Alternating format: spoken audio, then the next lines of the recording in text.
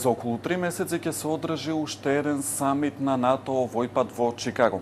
Македонија веќе неколку години чека за влез во алијансата. Критериумите земјата ги има исполнето, но останува отворен еден проблем. Прашањето околу спорот со името со соседна Грција.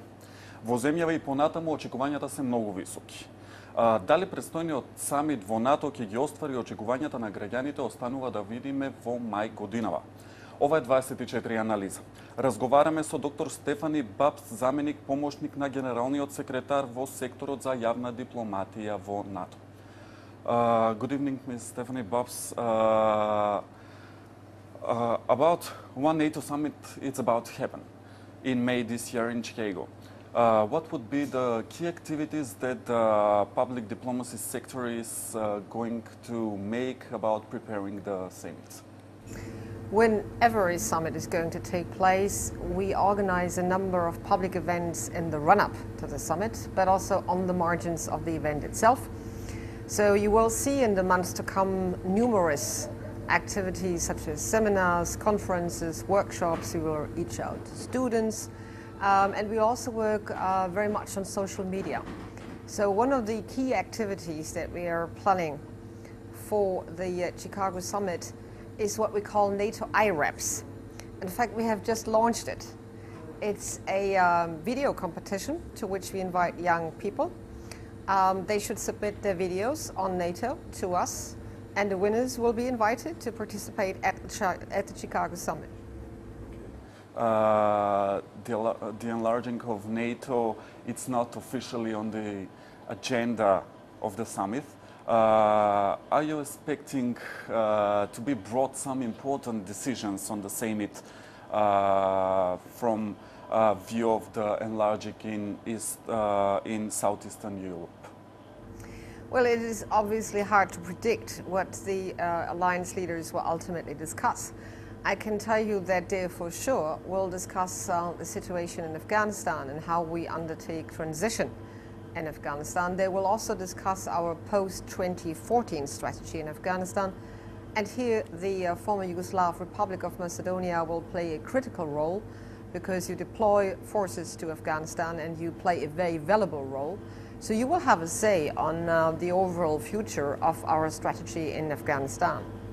But enlargement as such doesn't appear to me as a major theme that will emerge from the summit. Okay.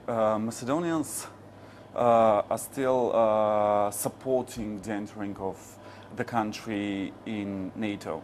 Now it's too large. More than 80% are supporting the entering in NATO.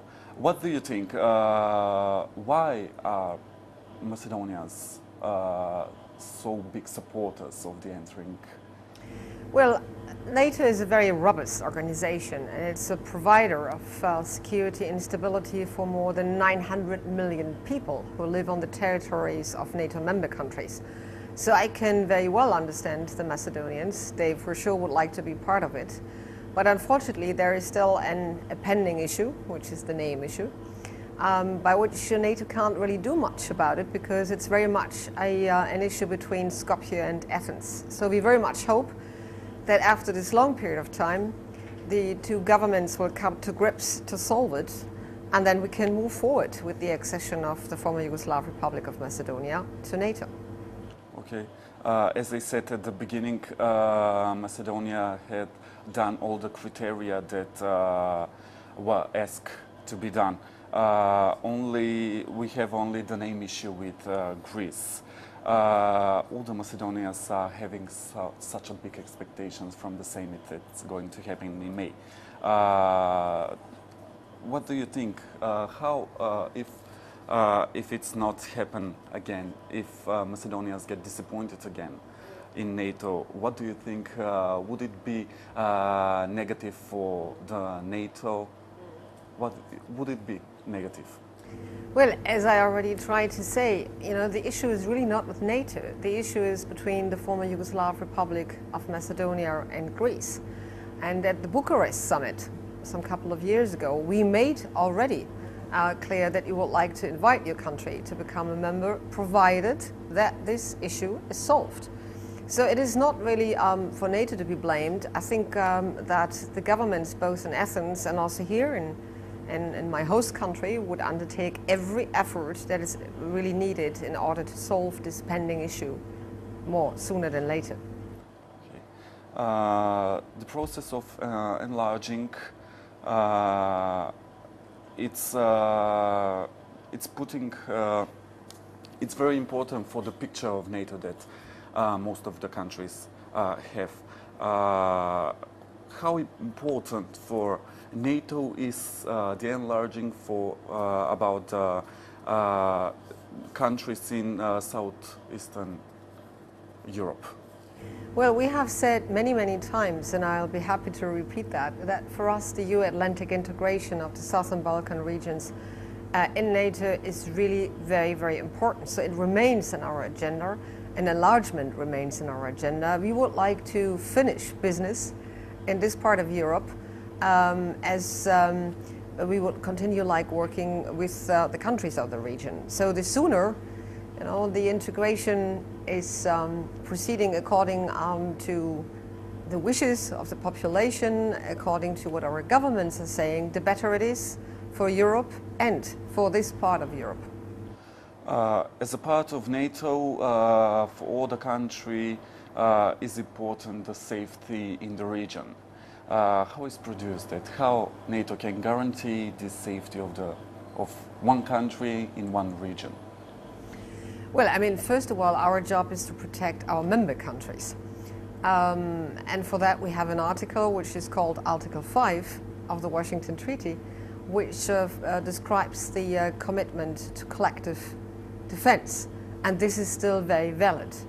As far as our partner countries and our aspirant countries are concerned, we can't protect them in an equal manner as we do protect and safeguard our member countries, but we can work with them in order to help them to improve their own military standards, to improve their own security, to do reform, especially when it comes to security and defense reforms. And all this is something that we have done, I think, very successfully here with this country, with the former Yugoslav Republic of Macedonia.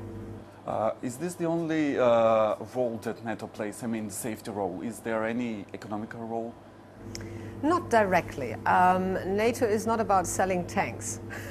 NATO is about seeking ways to improve interoperability of armed forces, which brings me back to the Chicago summit. We are all living in times of financial austerity, and at the Chicago summit the alliance leaders will for sure want to discuss how they can spend smarter on defense because of their reduced defense budgets. And we would like to do this certainly also while involving partner countries, because ultimately all Europeans sitting in one boat, and also our largest ally, the United States, is facing a huge budget deficit, and they're also reducing the defense budget. So we all need to get together in order to see how we can increase interoperability and military standards. In the moment, which are the main challenges about the public diplomacy of NATO? The challenges are not really new. I'd say that one of the key challenges is really that we would need to familiarize our publics with how NATO has changed. Not only in this country, but also in my own home country, in many allied countries, there is still what I would call a knowledge gap, a lack of understanding how NATO has really evolved in the past 20 years, and that we are not only about tanks and guns, but that we are actually pursuing a broad political agenda which is very much aimed at enhancing security and stability across the EU-Atlantic area and beyond. In this way, how the international missions are important for NATO? Well, the international missions that we are conducting are ones that we do based on a request by the United Nations Security Council. And indeed, they have all turned out to be very challenging. In particular, our operation in Afghanistan is now, as it's in the 10th year, indeed a very challenging mission for all of us, for all ISAF partners. But we will do as we have promised to the Afghan government, namely to proceed with our transition strategy and to hopefully be able to hand over security and responsibility for security to the Afghan government by 2014. Okay. How NATO makes these missions to be acceptable for the people, for the public? Well, ultimately, if you take your men and women in uniform out of country to deploy in peace keeping operations or in any type of operation, it requires political leadership. The government needs to explain and find good reasons to explain why a particular operation is necessary. That job is ultimately with our leaders, with our parliaments. They would need to approve the sending of troops wherever we want to deploy them. But I think it's not about persuading the public, it's about giving them the right reasons why we are, for instance, in Afghanistan, why we are still in Kosovo, why we are operating in the Mediterranean Sea, making a contribution to terrorism, why we are trying to fight pirates off the Somali coast. Прв документ кој се однесува на поголемо учество на жените во сите нивоа на одлучување, посебно акцентирајќи го влијанието на војните врз жените, како и придонесот на жените во разрешувањето на меѓународните конфликти и одржувањето на мирот е резолуцијата 1325 донесена од Советот за безбедност при Обединетите нации во 2000 година. Во Македонија многу малку се знае за постоењето на оваа резолуција. Резолуцијата 1325 е од особена важност за земја. Македонија е постконфликтна земја, се уште се отворени раните од конфликтот во 2001-та. Верска нетрпеливост и инциденти на етничка основа се случуваат и во овој месец. Ms. Bабст, you're here on a conference for promoting the resolution 1325, which asks bigger play of the women in all the parts of decisions and making important decisions. What do you think? Why it's important, this role of the women in making decisions? Well, women represent half of the world's population. Yet we are extremely underrepresented in national parliaments, on negotiating tables, in peace negotiations, and on board of larger companies. And there are many more examples. So that needs to change. And UNSCR 1325 is a resolution that commits member countries and governments across the globe to change exactly that. About this question, what do you think? Where is Macedonia? Macedonia has, I think, done a lot in the past years, in particular the Ministry of Defense in issuing a plan, an action plan on gender equality. And that plan, there is also a reference about gender equality in peace, keeping operations, which is a good start. But I would very much like to see the former Yugoslav Republic of Macedonia joining the 1325 club. Which country in the region has made the equality between men and women in making decisions? Let me be precise. This is not about women and men equality. This is about how to empower women when it comes to security and peace. This is about protecting women, especially in armed conflict. And this is about increasing participation. And if I look at the region here, I see a number of countries, neighboring countries, who have fully embarked on that path. Albania and Bulgaria among those who have already an action plan on 1325. Bosnia and Herzegovina has also an action plan on 1325. And I was last summer in Belgrade, where our Serbian partners also launched their national action plan on 1325. So this region has, I think, really come to understand how important it is to not only talk about this in words, but actually translate this into action.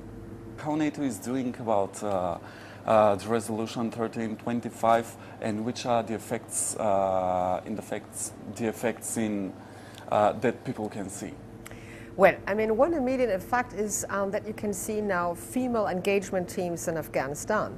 We do have a number of allies, Norway, the Netherlands, Sweden, which is not an ally but a partner country, the United States and the United Kingdom and others who have started to deploy female teams of soldiers. And they actually make a difference in theater because they can relate entirely differently to Afghan women than male soldiers.